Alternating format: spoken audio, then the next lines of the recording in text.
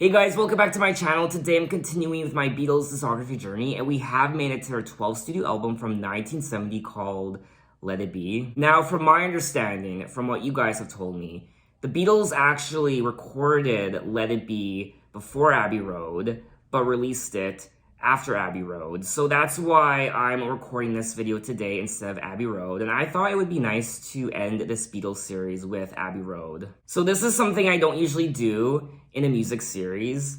I'm switching up the order of a couple of these albums. And I will also be checking out their Past Masters Volume 2 compilation album. I already did a video for Volume 1, so today I'll be doing Let It Be, and then I'll be doing Past Masters Volume 2, and then I'll be wrapping up this series with Abbey Road. But don't fret, because yes, I will be moving on to John Lennon's solo albums after I'm done with the Beatles, and then Paul McCartney also. Now, Let It Be is the 12th and final studio album from the Beatles, released in 1970, and it was released almost a month after the group's breakup. It was also released in tandem with the documentary of the same name. The album Let It Be came to be regarded as one of the most controversial rock albums in history. Concerned about the recent friction within the band, Paul McCartney had conceived the project as an attempt to revigorate the group of returning to simpler rock and roll configurations. Now, Barry Miles from the Beatles' diary said that the creation and recording of this album was a complete and utter disaster.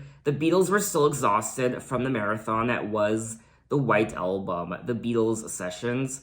Paul bossed George around. George was moody and resentful. John would not even go to the bathroom without Yoko at his side. The tension was palpable, and it was all being caught on film. I guess he's referencing the documentary Let It Be from 1970. The documentary did win an Academy Award though. John Lennon, Paul McCartney, George Harrison, and Ringo Starr won the Academy Award for Best Original Song Score for this documentary. The sessions of Let It Be were later described by Harrison as the low of all time, and it was described by John Lennon as hell, the most miserable sessions on Earth. Now, looking at the track list, there are 12 songs for a total of 35 minutes, and the only song I recall hearing before is track 6, Let It Be. But anyway, let's get into it with track 1, Two of Us.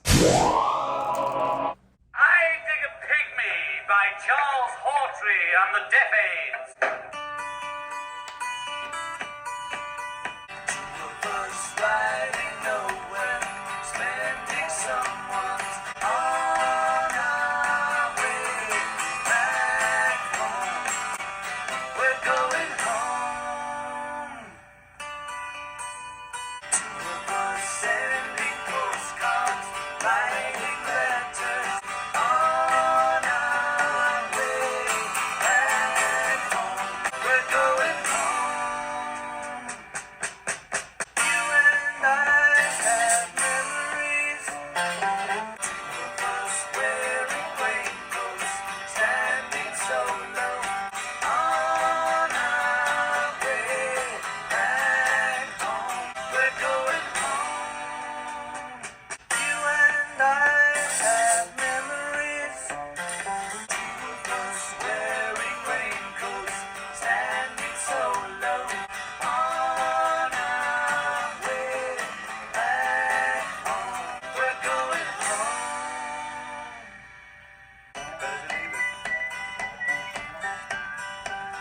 That was track 1, Two of Us, and this was a pleasant Beatles song to listen to. I liked the overall instrumental, of course, the guitar, and the vocals were also pleasant to listen to, Paul McCartney, and also John Lennon. Now, Paul McCartney was the lead vocalist, and John Lennon was the co-lead vocalist, and it was nice.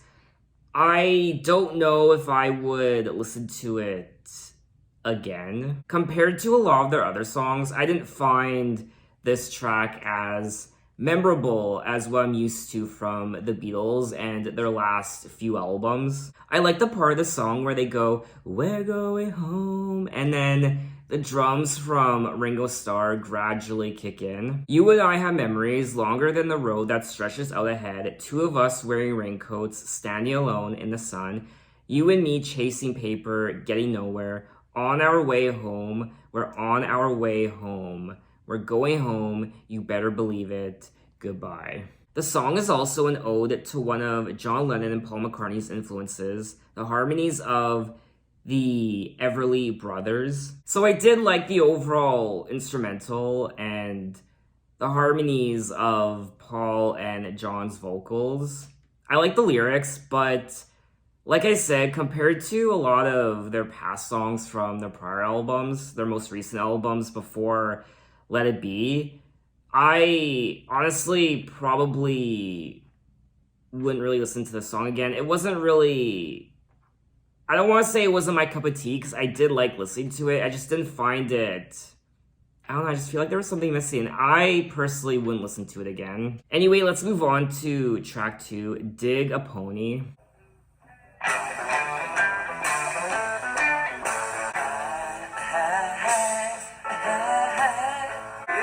you can celebrate anything you want. You can penetrate any place you go. All I want is you. Because yes, you can radiate everything you want. Yes, you can imitate everyone you know. All I want is you.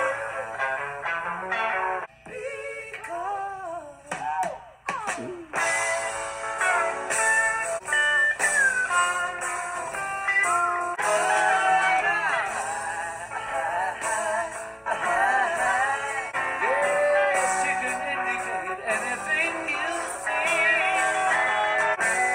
Well, you can syndicate any boat you rent out. Told you so. All I want is you.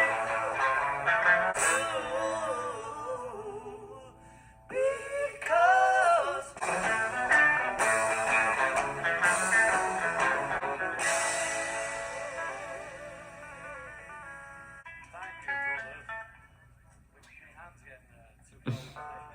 That was track 2, Dig a Pony, and I don't know if I'm the only one, but I actually prefer this track over the prior one, Two of Us. I would listen to this track again. I found it more intriguing and I just found it more interesting to listen to. I Dig a Pony. Well, you can celebrate anything you want. Yes, you can celebrate anything you want. I do a roadhog. Well, you can penetrate any place you go. Yes, you can penetrate any place you go. I told you so. All I want is you. Everything has got to be just like you want it to because I pick a moon dog. Well, you can radiate everything you are. Huh. Now, John Lennon was the lead vocalist on this track. Paul McCartney provided the harmony. And there was the rhythm guitar, bass guitar, lead guitar, drums, and electric piano by Billy Preston. I was definitely vibing with this track. I liked it. And like I said, I do prefer this track much more than the prior track, Two of Us. The song was originally called All I Want Is You. John Lennon said the song was a piece of garbage, though he expressed similar scorn for many of his songs. Okay, I liked it. It's not a piece of garbage, John. It's not.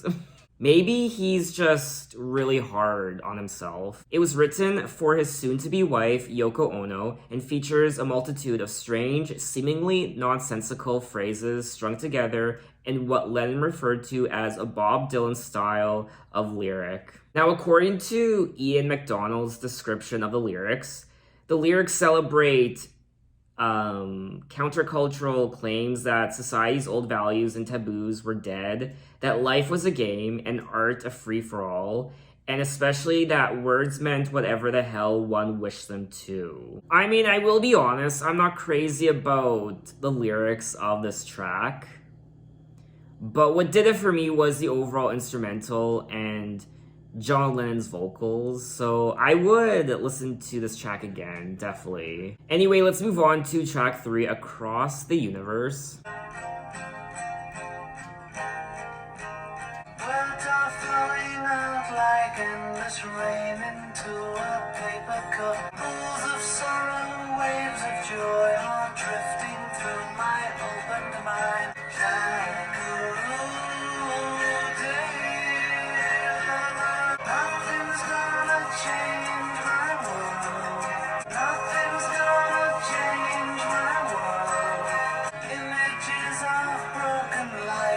dance before me like a million eyes. They tumble blinded as they make their way across the universe. Nothing's gonna change my world. Sound of laughter, shades of life are ringing through my open ears. Limitless undying love which shines around me like a million suns. Like a old day. Nothing's gonna change my world. Nothing's gonna change my world.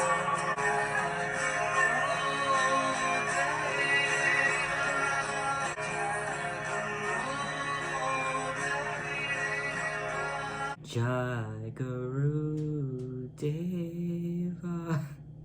I don't do it as good as him. That was track 3, Across the Universe, and I quite liked this track. I thought it was very beautiful to listen to. I particularly liked the melody and just the overall composition. I liked the instrumental. There was something a little psychedelic about it, just the way John sang the lyrics.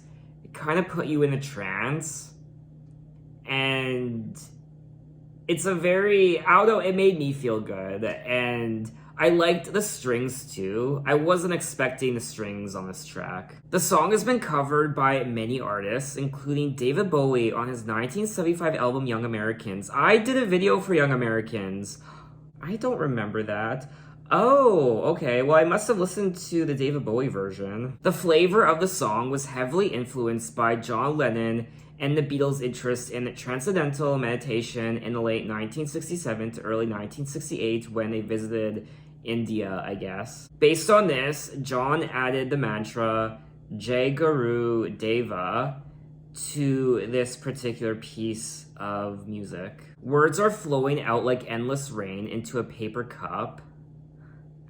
I like that. They slither while they pass. I love that word, slither. I just like how it rolls off the tongue. They slip away across the universe. Pools of sorrow, waves of joy are drifting through my opened mouth, possessing and caressing me. Nothing's gonna change my world. Nothing's gonna change my world. I think these lyrics are beautiful to listen to. I think this might be my favorite track on the album so far, Across the Universe, followed by Dig a Pony, track 2. I like how this song made me feel. I was kind of just swaying from side to side, and I liked the energy, I liked the vibe, and I would definitely listen to this track again. Sounds of laughter, shades of life are ringing through my open ears, inciting and inviting me.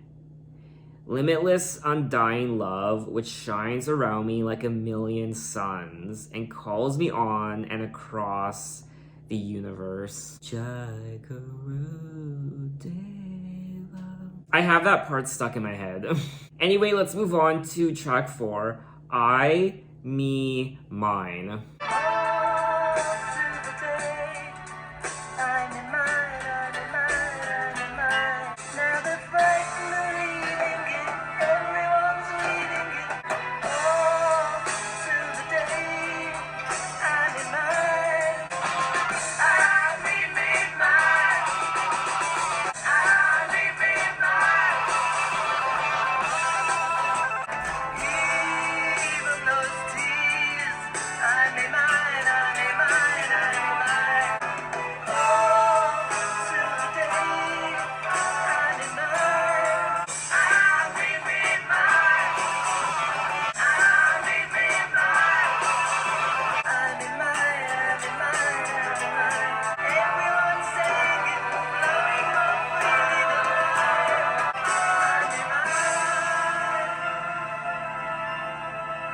That was track 4, I, Me, Mine, and I enjoyed this track.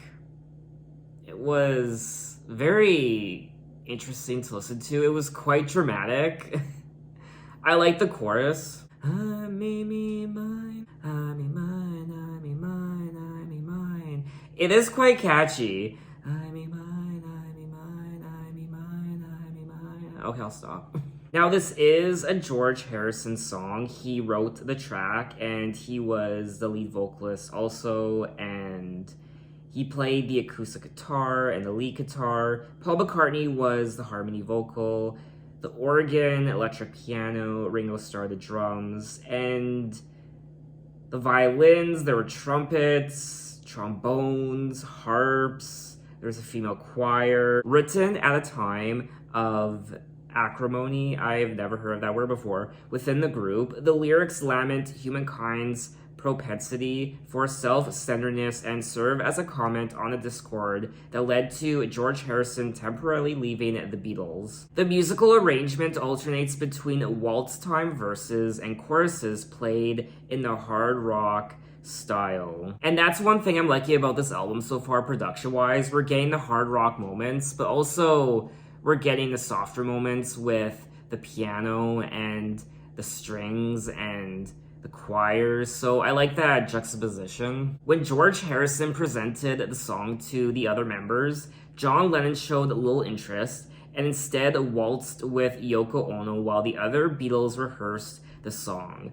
Okay, so that's why John Lennon was not included on this track when it comes to any aspect of it, because he was busy waltzing with Yoko Ono while the others worked on it. The song has been referenced by some religious scholars in their commentary on egoism. When talking about the song in 1997, George Harrison said, "I kept coming across the words I, me, and mine in books about yoga and stuff. I, me, and mine is all ego orientation." Do you know what this reminds me of? It reminds me of that book.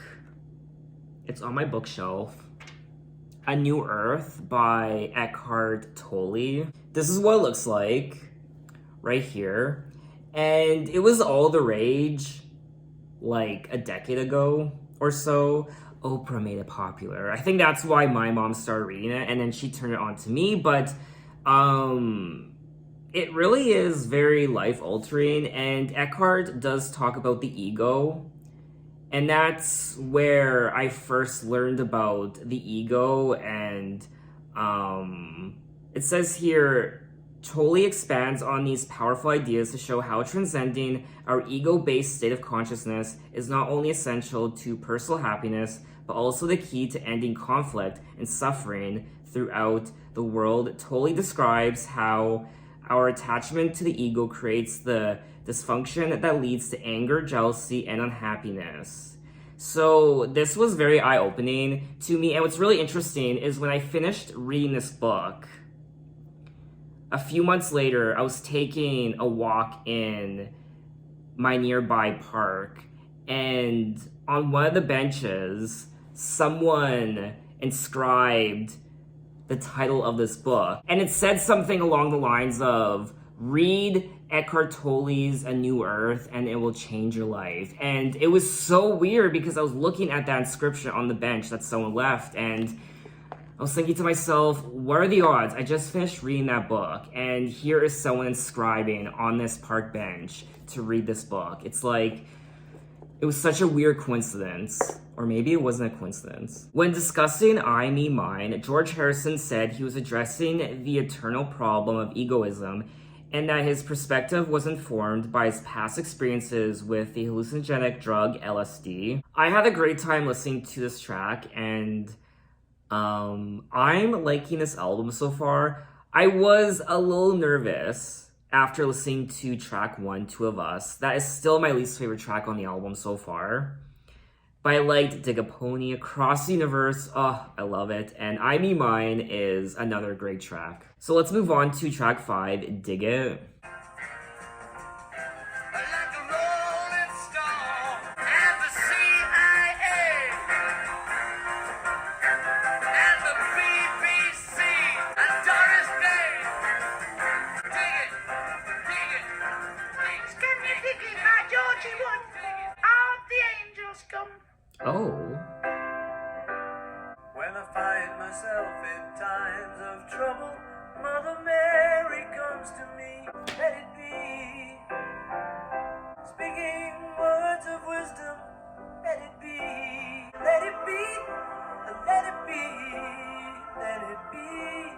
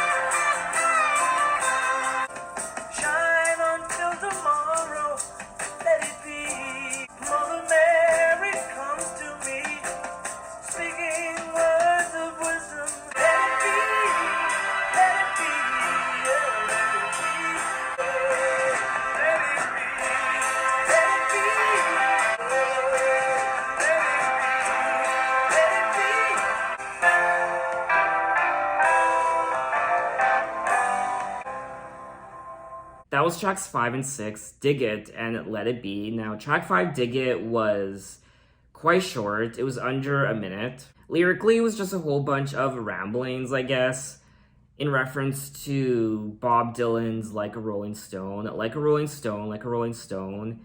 And then they go on to say, like, the FBI and the CIA and the BBC, B.B. King and Doris Day, Matt Busby, Dig It, Dig It, Dig It, Dig It. That was Can You Dig It by Georgie Wood. And now we like to do Hark the Angels Come. That was Can You Dig It by Georgie Wood. And now we like to do Hark the Angels Come. And other than that, I really have nothing else to say about this track, to be honest with you. I definitely wouldn't listen to it again. It was just, I don't really get it.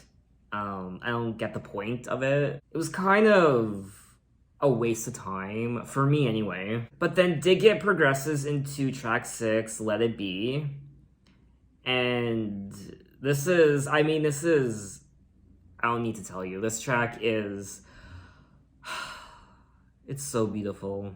When I find myself in times of trouble, Mother Mary comes to me, speaking words of wisdom, let it be. And in my hour of darkness, she is standing right in front of me, speaking words of wisdom, let it be.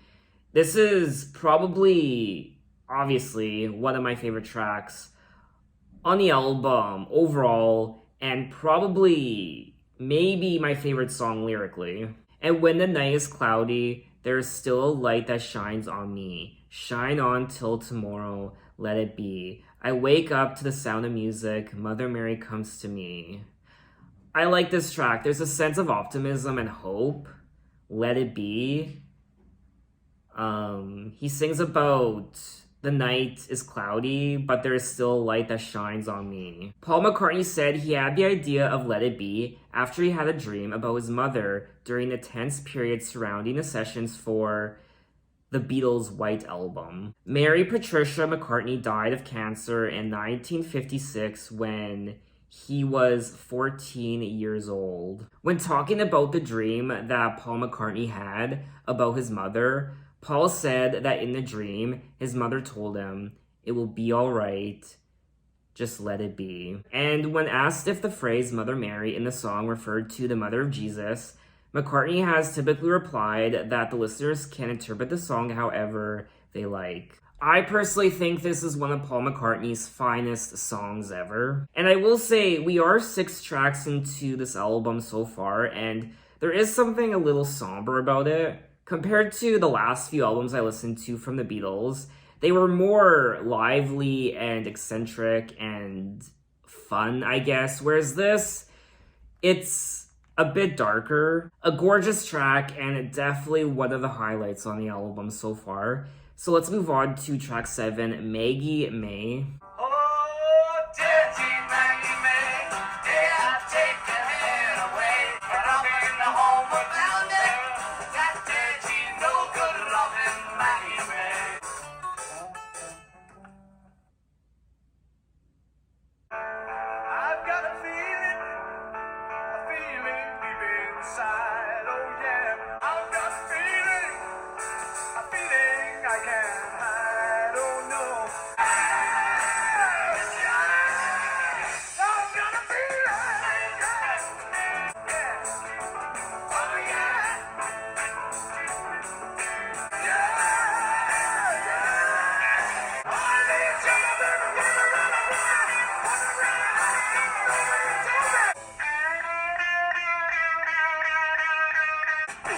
I've got a feeling that keeps me on my toes. I've got a feeling I think that everybody knows. Yeah, yeah. Everybody had a hard year.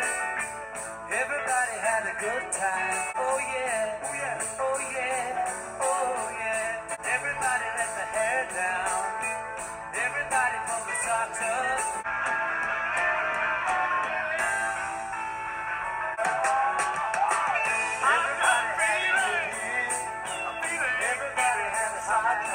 Everybody had a wet dream, oh yeah, oh yeah.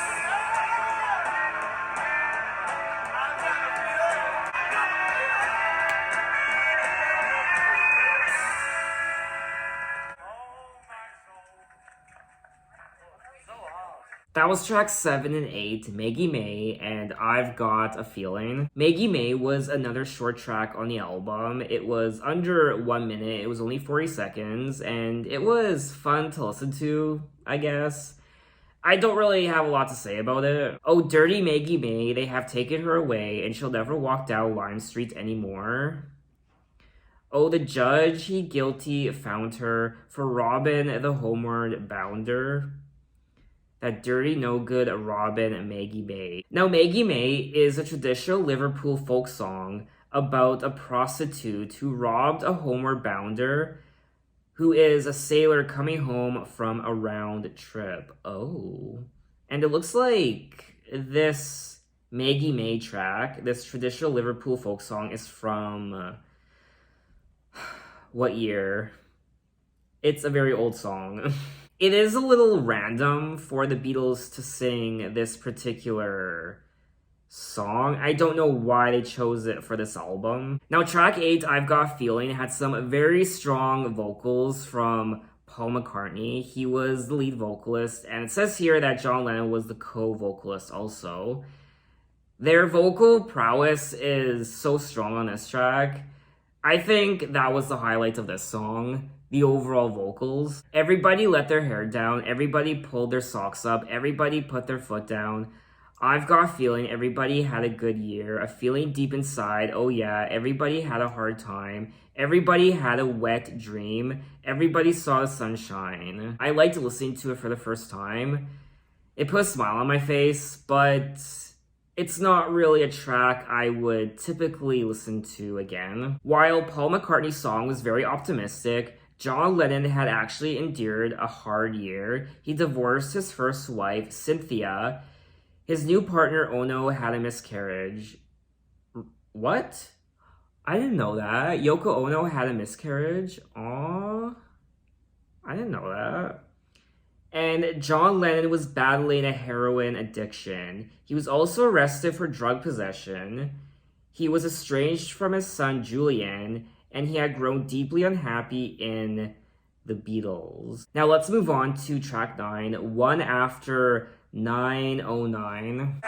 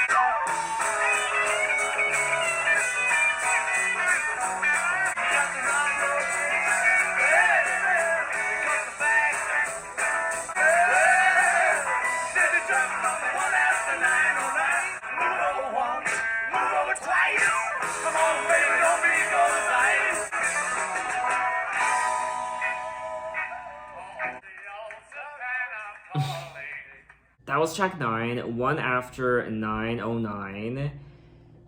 And I mean, it was a nice Beatles song to listen to for the first time, but I didn't find it very memorable. And I really wouldn't listen to the song again. It wasn't really my cup of tea. I just didn't find anything interesting about this track. My baby said she's traveling on the One After 909. I said, move over, honey. I'm traveling on that line. I said, move over once, move over twice. Come on, baby. Don't be cold as ice. I begged her not to go. I begged her on my bended knee.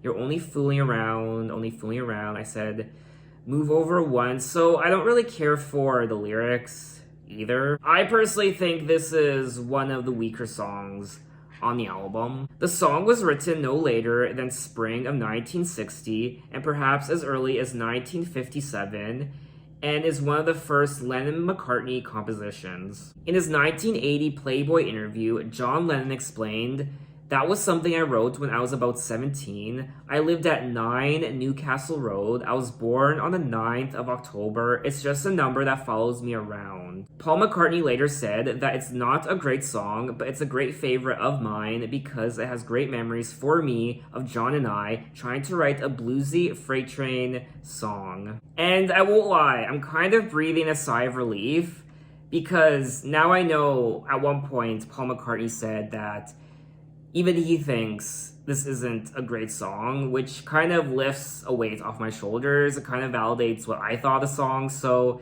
it's nice when things work out that way. I don't like it when I don't like a song, but then I learn that a lot of people liked it.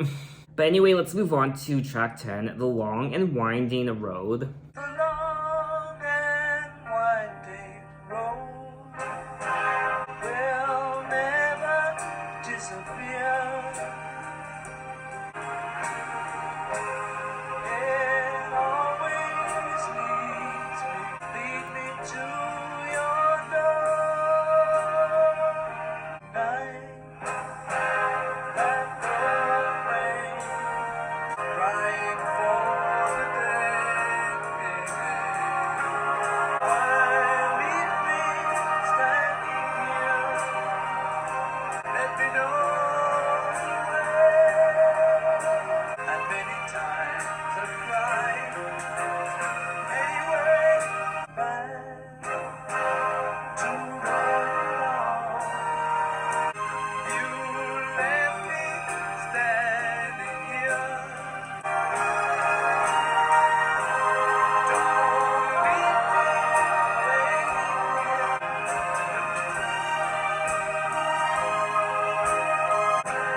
Don't leave me waiting to the long,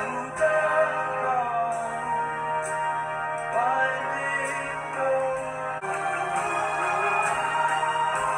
Don't keep me waiting here.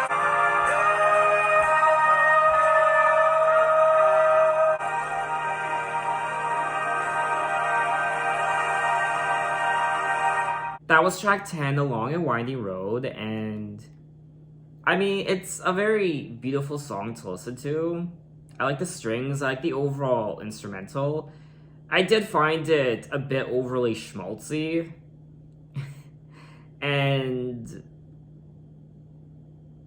I don't know, I probably wouldn't really listen to it again. I did think it was a tad boring. Paul McCartney later cited the treatment of this song as one of 6 reasons justifying the split of the Beatles. Paul McCartney said he came up with the title The Long and Winding Road during one of his first visits to his property, High Park Farm, near Campbelltown in Scotland, which he purchased in June of 1966. The lyrics can be seen as Paul McCartney expressing his anguish at the direction of his personal life, as well as a nostalgic look back at the Beatles' history. In an interview in 1994, Paul McCartney said that it's a rather sad song. I like writing sad songs. It's a good bag to get into because you can actually acknowledge some deeper feelings of your own and put them in it. It's a good vehicle. It saves having to go to a psychiatrist.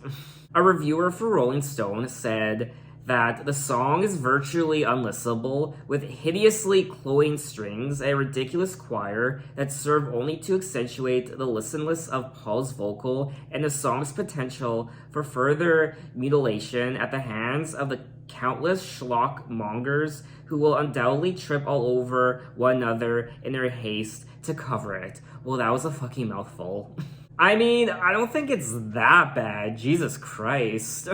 The long and windy road that leads to your door will never disappear. I've seen that road before. It always leads me to here. Lead me to your door. The wild and windy night that the rain washed away has left a pool of tears crying for the day. Why leave me standing here? Let me know the way. Many times I've been alone and many times I've cried. Anyway, you'll never know the many times I've tried. So lyrically, it's a sweet song. It's a sad song. It's a gorgeous song. But overall, I did think it was a tad boring, like I said. And I still think it's overly schmaltzy. Anyway, let's move on to track 11, For You Blue.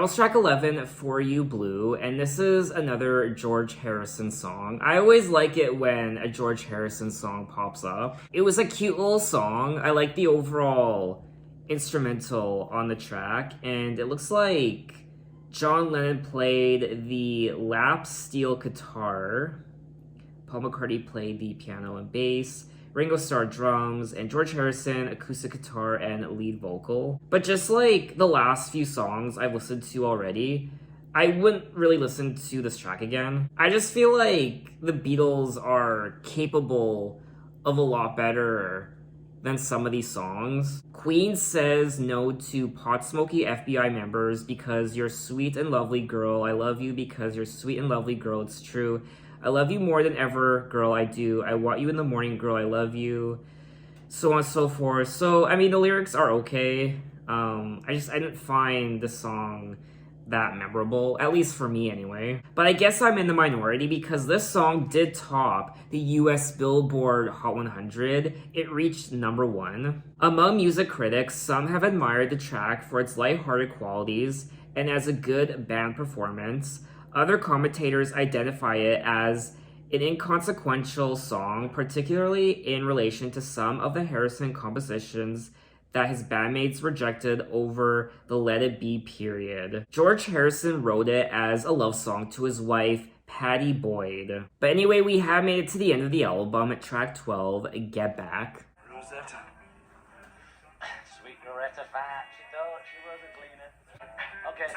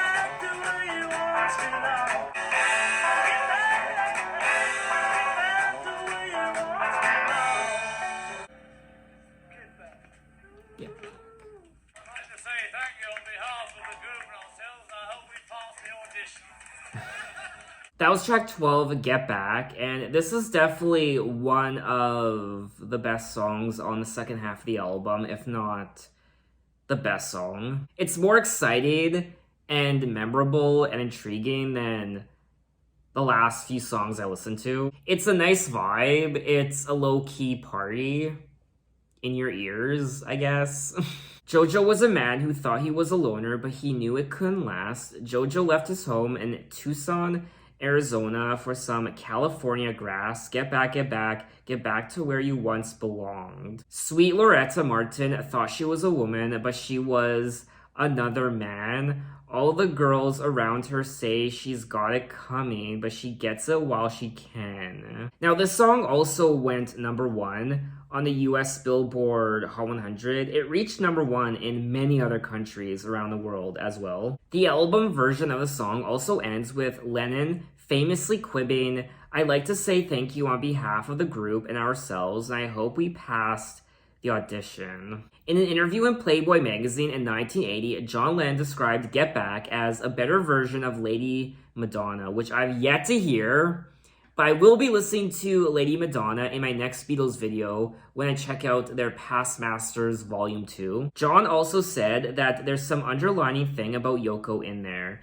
saying that Paul looked at Yoko Ono in the studio every time he sang Get Back to Where You Once Belonged.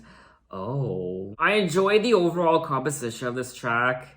I thought the lyrics were fun to read, and I would listen to this track again. So that was all 12 tracks of Let It Be by the Beatles, their final studio album from 1970, and I was a little disappointed in this album, but I did like the overall instrumental of this album. The hard rock, but there's a lot of tender moments instrumental wise as well, with the strings and the choirs and the piano, which I wasn't really expecting. It's definitely a bit moodier and a bit more somber than some of their prior albums. I liked half of the songs on the album.